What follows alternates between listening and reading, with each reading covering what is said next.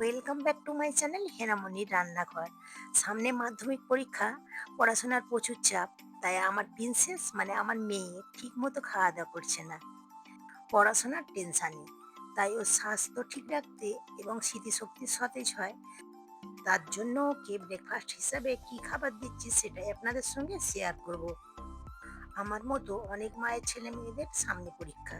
আমার মনে হয় তারাও আমার মতো খাওয়া দাওয়ার ব্যাপারে সচেতন, কারণ বাচ্চাদের স্বাস্থ্য ঠিক থাকলে তবেই পড়াশোনা করতে পারবে এবং পড়াশোনাগুলো মনে রাখতে পারবে।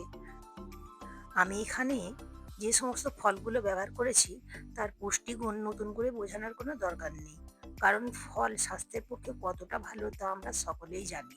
এখানে কিছু ড্রাই ফ্রুটস অ্যাড করেছি, যেমন আমন্ড বাদাম।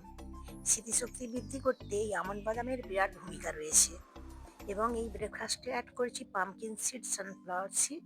এই সিডগুলির মধ্যে ওমেগা 3 প্রচুর পরিমাণে রয়েছে, যেটা চোখের দৃষ্টিশক্তি ভালো রাখতে সাহায্য করে।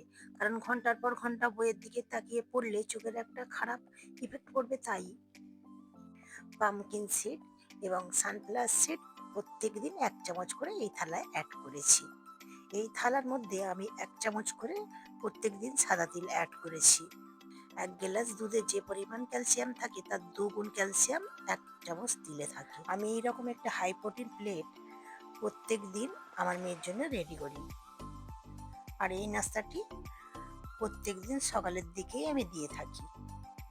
প্রত্যেক দিনের প্লেটে যেমন সিদ্ধ ডিম, কলা, বেদানা, এই সমস্ত ফল আমি দিয়ে থাকি।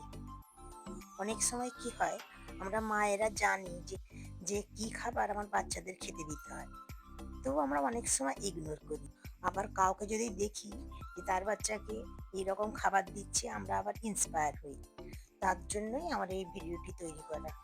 আশা করছি ভিডিওটি আপনাদের ভালো লেগেছে। ভালো লাগলে লাইক, কমেন্ট, শেয়ার করতে ভুলবেন না। আর আমার চ্যানেল নতুন কোনো বন্ধু হয়ে থাকলে প্লিজ আমার চ্যানেলটিকে সাবস্ক্রাইব করে দেবেন। লাঞ্চ এবং ডিনারে কী খাবার আমার মেয়ের জন্য রেডি করছি সেই ভিডিও যদি দেখতে চান তাহলে আমাকে কমেন্ট করে অবশ্যই জানাবেন।